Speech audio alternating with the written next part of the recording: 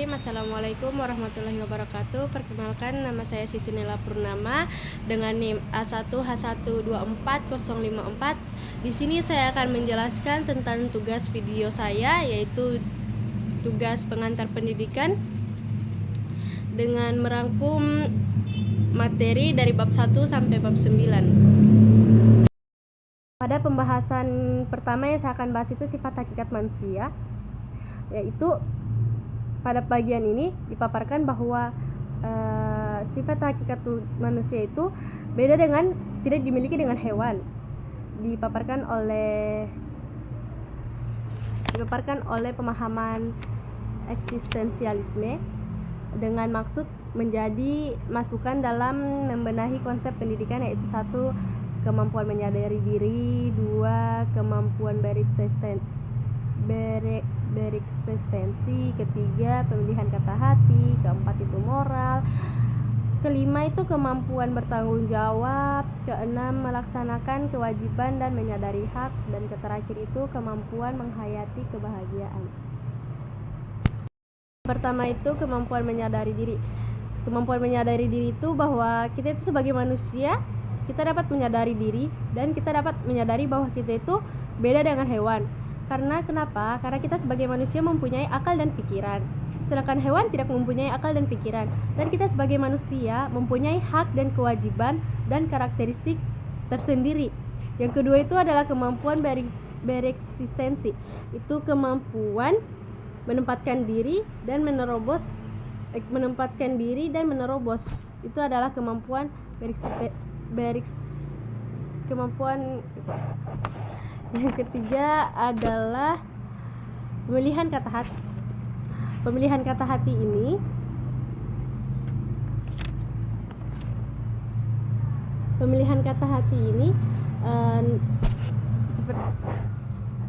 bisa diartikan seperti kayak pemilihan kata hati nurani, kata hati dari lubuk hati, kayak kita bisa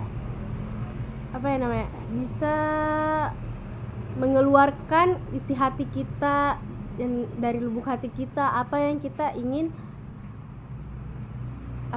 ingin jelaskan kepada orang lain. Yang keempat itu adalah moral. Moral ini disebut juga adalah perbuatan diri sendiri. Kayak kita, apa yang kita perbuat itu adalah moral kita. Yang selanjutnya itu adalah tanggung jawab. Tanggung jawab itu kesediaan untuk menanggung segenap akibat dari perbuatan yang kita buat. Seperti kayak kita lagi mengerjakan tugas, jadi kita itu harus bertanggung jawab mengerjakan tugasnya kita dengan sampai selesai. Terus rasa kebebasan itu setiap manusia memiliki rasa kebebasan, tapi di setiap rasa kebebasan kita mempunyai batasan-batasan untuk menjaga rasa kebebasan kita. Selanjutnya itu kewajiban dan hak. Kita sebagai manusia mempunyai kewajiban dan hak, dan kita harus menjalani kewajiban kita dan hak kita sebagai manusia yang telah ditentukan. Seperti kayak kewajiban kita itu menjalankan sholat 5 waktu. Jadi kita harus wajib menjalankan perintah Allah. Mungkin itu pembahasan pertama yang bisa saya jelaskan, dan saya akan lanjut di pembahasan kedua. Di pembahasan kedua itu saya akan membahas tentang dimensi hakikat manusia serta potensi keunikan dinamikanya. Ada 4 macam dimensi, yaitu 1 dimensi keindividualan, 2 dimensi kesosialan, 3 dimensi kesusilaan, dan 4 dimensi keberagaman. Dimensi keindividualan itu seperti orang seorang. Contohnya itu seperti setiap anak mempunyai potensi dirinya sendiri. Jadi kayak kita sebagai anak mempunyai potensi kita sendiri, tidak sama dengan potensi anak yang lain. Contoh yang kedua itu adalah dimensi kesosialan. Dimensi kesosialan adalah seperti itu, kayak kita dapat berkomunikasi dengan orang lain, berinteraksi, bersosial, saling berbicara, saling mendengarkan, saling bertanya kabar. Terus yang ketiga itu adalah dimensi kesusilaan. Dimensi kesusilaan itu berasal dari kata su dan sila, yang artinya kepantasan yang lebih tinggi. Jadi kesusilaan ini juga dapat diartikan sebagai nilai-nilai yang kita perbuat, seperti kayak nilai kita menilai orang, atau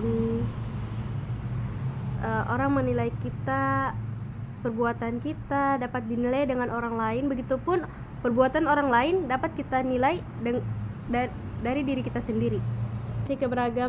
Dimensi keberagaman itu contohnya itu seperti kita mempunyai beragam-ragam suku bangsa, beragam agama di Indonesia, beragam adat istiadat. Mungkin itu pembahasan yang bisa saya jelaskan. Saya akan masuk pada bab 2. Jadi pada bab 2 itu yang saya akan bahas adalah pengertian dan unsur-unsur pendidikan. Bagian pertama itu pengertian pendidikan. Pendidikan seperti sifat sasarannya yaitu manusia, mengandung banyak aspek dan sifatnya sangat kompleks. Ada beberapa batasan pendidikan yang berbeda berdasarkan fungsinya. Yaitu yang pertama, pendidikan sebagai proses transformasi budaya. Yang kedua itu pendidikan sebagai proses pembentukan pribadi. Yang ketiga itu pendidikan sebagai proses penyiapan warga negara. Keempat itu pendidikan sebagai penyiapan tenaga kerja. Dan yang terakhir itu definisi pendidikan menurut GBHN. Yang kedua itu saya akan membahas tentang tujuan dan proses pendidikan. Yang pertama itu tujuan pendidikan. Tujuan pendidikan memuat tentang gambaran nilai-nilai yang baik, luhur, pantas, benar, dan mudah dan indah untuk di kehidupan. Karena tujuan pendidikan memiliki dua fungsi, yaitu yang memberikan arah kepada segenap kegiatan pendidikan dan merupakan suatu yang ingin dicapai oleh segenap kegiatan pendidikan. Tiga itu ada landasan dan asas-asas pendidikan serta penerapannya.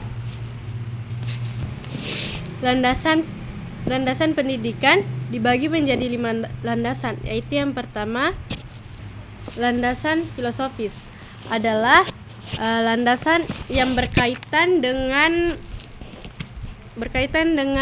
makna atau hakikat pendidikan. Yang kedua itu landasan sosiologi, itu seperti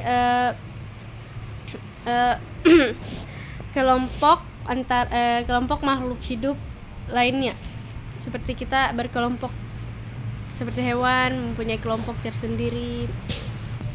Landasan kultural itu kebudayaan sebagai gagasan dan karya manusia beserta hasil budi dan karya itu akan selalu terkait dengan pendidikan. Yang keempat, landasan psikologi. Pendidikan selalu melibatkan aspek kejiwaan manusia, sehingga landasan psikologi merupakan salah satu landasan yang sangat penting dalam pendidikan. Yang kelima itu landasan ilmiah dan teknologis. Pendidikan serta ilmu pengetahuan dan teknologi mempunyai kaitan yang erat. Seperti diketahui, iptek menjadi bagian utama dalam isi pengajaran.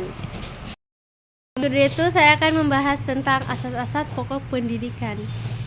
Asas pokok pendidikan merupakan suatu kebenaran yang menjadi dasar atau tumpuan berpikir baik pada tahap perancangan maupun pelaksanaan pendidikan. Ada 3 asas dalam pendidikan, yaitu 1. Asas Tuturi Handayani, yang kedua asas pendidikan, asas belajar sepanjang hayat, dan yang ketiga itu asas kemandirian dalam belajar. Saya akan membahas tentang perkiraan dan antisipasi terhadap masyarakat masa depan. Bagian pertama saya akan menjelaskan tentang perkiraan masyarakat masa depan. Di dalam penjelasan Undang-Undang Republik Indonesia Nomor 2 Tahun 1889 tentang sistem pendidikan nasional dinyatakan bahwa dalam kehidupan suatu bangsa, pendidikan mempunyai peranan yang amat penting untuk menjamin perkembangan dan kelangsungan kehidupan bangsa yang bersangkutan. Tersebut mempunyai beberapa karakteristik yang umum dapat dijadikan petunjuk sebagai ciri masyarakat di masa depan, yaitu 1. Kecenderungan globalisasi yang makin kuat, kedua itu perkembangan iptek yang makin cepat, ketiga itu perkembangan arus informasi yang semakin padat dan cepat, yang terakhir itu kebutuhan atau tuntutan peningkatan layanan profesional dalam berbagai segi kehidupan manusia. Pengertian dan fungsi lingkungan pendidikan. Secara umum, fungsi lingkungan pendidikan adalah membantu peserta didik dalam berinteraksi dengan berbagai lingkungan sekitarnya, seperti fisik, sosial, dan budaya. Umumnya, berbagai sumber daya pendidikan yang tersedia agar dapat dicapai tujuan pendidikan yang optimal. Bahasan kedua itu tentang tripusat pendidikan. Ada 3 tripusat pendidikan, yaitu 1. Keluarga, kedua sekolah, dan ketiga masyarakat. Keluarga merupakan pengelompokan primer yang terdiri dari sejumlah kecil orang yang hubungan semenda ataupun saudara. Keluarga juga berpengaruh kepada perkembangan tumbuh anak. Sekolah adalah sarana yang secara sengaja dirancang untuk melaksanakan pendidikan. Yang ketiga itu masyarakat. Kaitan antara masyarakat dan pendidikan dapat ditinjau dari 3 segi, yaitu 1. Masyarakat sebagai penyelenggara pendidikan, yang kedua itu lembaga kemasyarakatan dan atau kelompok sosial di bidang pendidik di masyarakat, baik langsung maupun tak langsung. Yang ketiga itu adalah dalam masyarakat tersedia sumber belajar. 6 yaitu aliran-aliran pendidikan. Dalam pendidikan terbagi menjadi 2 aliran, yaitu pertama aliran klasik yang terdiri dari 4 aliran, yaitu pertama aliran empirisme, kedua itu aliran nativisme, ketiga itu aliran naturalisme, dan terakhir itu aliran konvergensi. Bagian B itu aliran baru khususnya dalam perkembangan dunia pendidikan. Kedua yaitu gerakan baru pendidikan dan pengaruh terhadap pelaksanaan pendidikan di Indonesia. Gerakan-gerakan baru itu pada umumnya telah memberi kontribusi secara bervariasi terhadap penyelenggara kegiatan belajar mengajar di sekolah sekarang saat ini. Ada beberapa gerakan-gerakan baru, yaitu seperti pengajaran alam sekitar, terus pengajaran pusat perhatian, sekolah kerja, pengajaran proyek, terus pengaruh gerakan baru dalam pendidikan terhadap penyelenggara pendidikan Indonesia. Bab 7 saya akan menjelaskan tentang permasalahan pendidikan. Ada 4 permasalahan pendidikan di Indonesia, yaitu 1. Permasalahan pemerataan pendidikan, kedua masalah mutu pendidikan, ketiga masalah efisiensi pendidikan, dan keempat masalah relevansi pendidikan. Selanjutnya saya akan membahas tentang permasalahan aktual pendidikan dan penanggulangannya. Permasalahan aktual pendidikan di Indonesia. Pendidikan selalu menghadapi masalah karena selalu terdapat kesenjangan antara apa yang diharapkan dengan hasil yang dapat dicapai dari proses pendidikan. Permasalahan aktual berupa kesenjangan yang pada saat ini kita hadapi dan terasa mendesak untuk ditanggulangi. Ada 4 permasalahan aktual pendidikan di Indonesia, yaitu 1. Masalah keutuhan pencapaian sasaran, kedua masalah kurikulum, ketiga masalah peranan guru, dan terakhir itu masalah pendidikan dasar 9 tahun. Di bab 8 saya akan menjelaskan tentang sistem pendidikan nasional.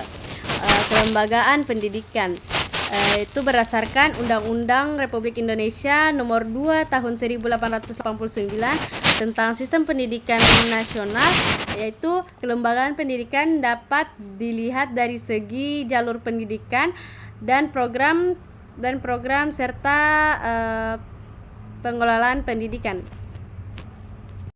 Kedua, saya akan membahas tentang program dan pengelolaan pendidikan. Yang A, jenis program pendidikan. Jalur pendidikan adalah jenis pendidikan adalah pendidikan yang dikelompokkan sesuai dengan sifat dan kekhususan tujuan Undang-Undang Republik Indonesia Nomor 2 Tahun 1989 Bab 1 Pasal 1 Ayat 4 Nomor 2 Tahun 1889. Program pendidikan termaksud jalur pendidikan sekolah terdiri atas pendidikan umum, pendidikan kejuruan, dan pendidikan lainnya. Itu 1. Pendidikan umum, pendidikan kejuruan, pendidikan luar biasa, pendidikan kedinasan, pendidikan keagamaan. Pendidikan umum adalah pendidikan yang mengutamakan perluasan pengetahuan dengan keterampilan peserta didik, dengan pengkhususan yang diwujudkan pada tingkat-tingkat akhir masa pendidikan. Kedua itu pendidikan kejuruan. Pendidikan kejuruan adalah pendidikan yang mempersiapkan peserta didik untuk dapat bekerja pada bidang pekerjaan tertentu. Dia masuk di pendidikan seperti STM, SMK, SMTK, SMIP, SMIK, Yang ketiga itu pendidikan luar biasa. Itu merupakan pendidikan khusus yang diselenggarakan untuk peserta didik yang menyandang kelainan fisik atau disabilitas mental, seperti itu. Pendidikan kedinasan merupakan pendidikan khusus yang diselenggarakan untuk meningkatkan kemampuan dalam pelaksanaan tugas kedinasan bagi pegawai atau calon pegawai suatu departemen pemerintahan atau lembaga pemerintahan non-departemen. Ketiga itu pendidikan agama, merupakan pendidikan khusus yang mempersiapkan peserta didik untuk dapat melaksanakan peranan yang menuntut penguasaan pengetahuan khusus tentang ajaran agama. Ini termaksud kayak pesantren, IAIN, Institut Agama Islam Negeri, IHD, Institut Hindu Dharma, seperti sekolah-sekolah agama yang ada di Indonesia. Pembangunan berorientasi pada pemenuhan hajat hidup manusia sesuai dengan kuadratnya sebagai manusia. Pembangunan adalah manusia, yaitu dapatnya dipenuhi hajat hidup, jasmani dan rohani sebagai makhluk individu, makhluk sosial, dan makhluk religius.